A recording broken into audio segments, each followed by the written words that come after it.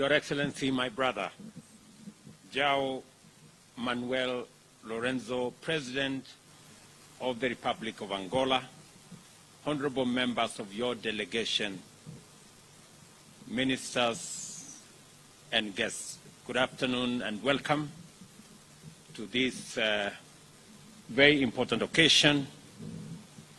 Mr. President, let me thank you on behalf of the people and government of Kenya for making this inaugural visit by a head of state, the first in the history of our two countries. Your Excellency, you have corrected an anomaly that has existed for close to 40 years, that Kenya and Angola share a rich history of engagement as Kenya was involved in the independence of your great country.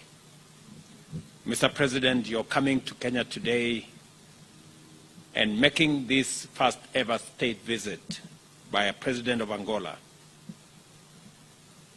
is very well appreciated by the people of Kenya, and it marks a turning point in the relations between our two countries. I affirm, Mr. President, the cordial relations between our two countries, the extensive collaboration and bilateral bond of friendship between our two nations, and we consider your country as our most dependable strategic ally in our continent. This state visit, Mr. President, precedes a meeting of our officials for the first ever Joint Commission on Cooperation,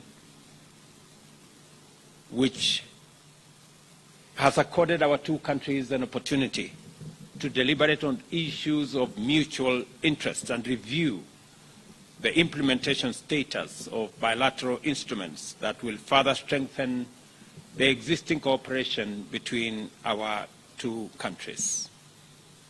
President Lourenco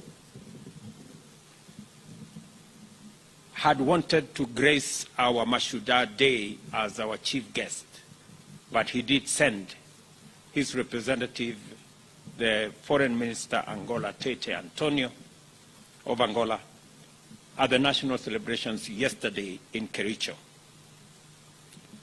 We reaffirm our commitment, Mr. President, to continue developing bilateral cooperation in trade, in investment, in agriculture, in forestry, capacity development in public service, in transport and communication, and in all the other sectors that has seen us today cement the relations between our countries and provide a wider and broader framework for the engagement between our two countries to go forward.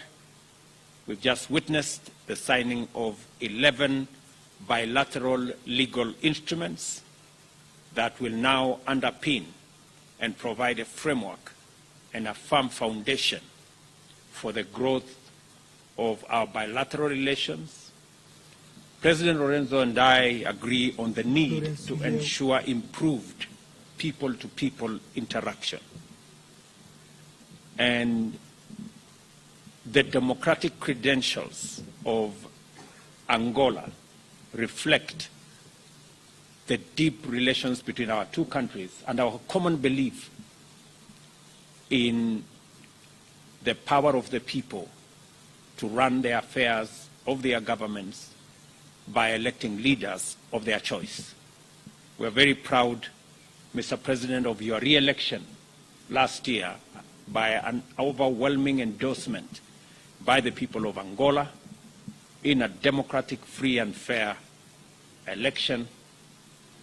And you can count on Kenya as a partner in establishing our continent as a continent with democratic credentials, believe in the rule of law, and giving a chance to our people to decide their destiny, their progress, their development, and their government. We have had an extensive meeting with President Lourenco, and we have agreed on many areas. I have briefed Mr. President on what Kenya is doing alongside our East African community partners in stabilizing Eastern DRC.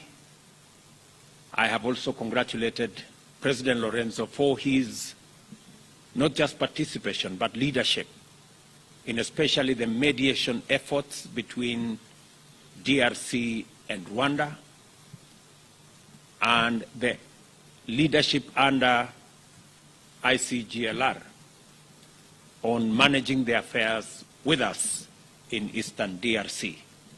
We concur that the situation in DRC needs to be brought under control.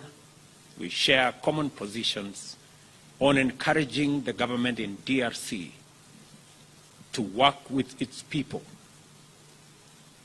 in finding the mechanism that will enable the people of DRC, especially in the eastern side of DRC, to engage in dialogue, in consultation, and we are prepared under the Nairobi process to work out a mechanism for dialogue and consultation to facilitate M23's cantonment after an agreement on what happens after the cantonment exercise.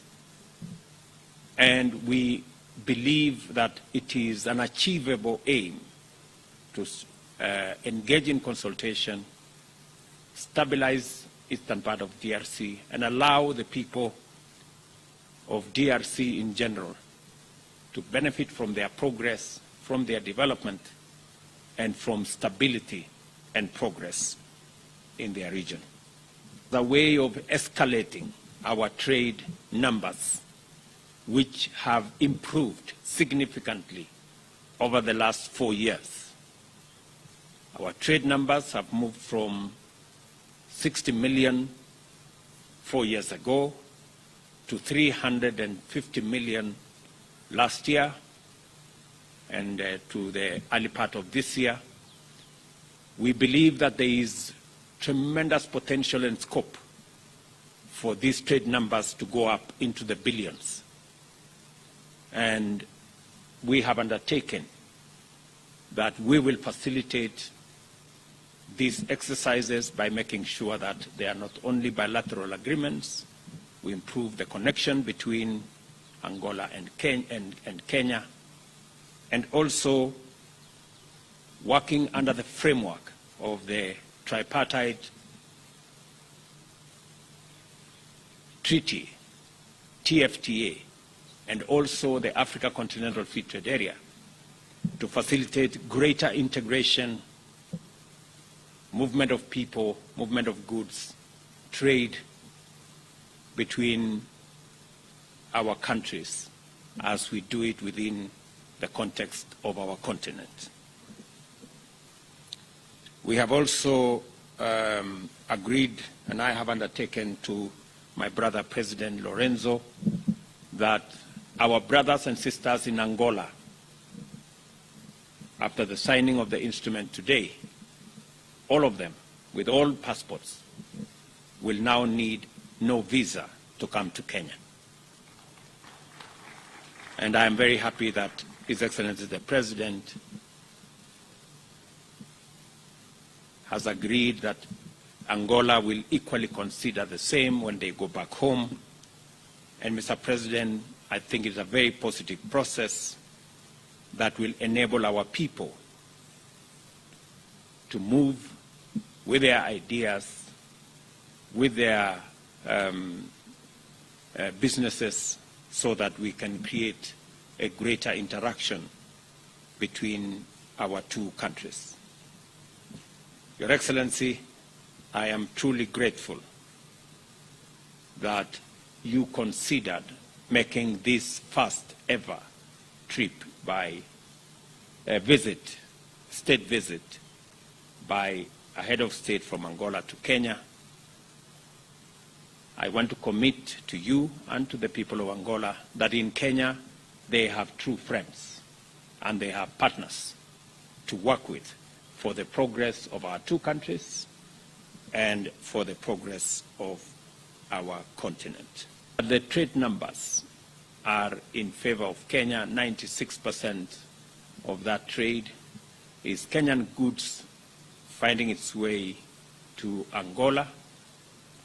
We will look at avenues that will balance this trade between our two countries as I encourage business people, entrepreneurs in Kenya to continue working with their Angolan counterparts to enhance, increase, expand avenues of trade, investment and business between our two countries, so that in a very short while we will be reporting billions of trade between our two countries. Your Excellency, let me finish by thanking you once again for making this first visit to Kenya, and I look forward to working with you on many of the continental assignments, as I promise you, Mr. President, that you have Kenya's support as you seek the chairmanship of Africa Union in the year 2025-2026, because I have confidence in your leadership capabilities, and I believe you will bring a wealth of knowledge, understanding, and experience to the leadership of our continent that me and you share in building its ability and capacity to take up its rightful place in the community of nations globally. Mr. President, thank you also for your consideration on Kenya's leadership in the multinational security support mission to Haiti that we will be undertaking on behalf of humanity to stabilize that country whose citizens are Africans like us. Again, Mr. President, thank you very much for your consideration, and welcome again to Kenya. Thank you very much, Your Excellency.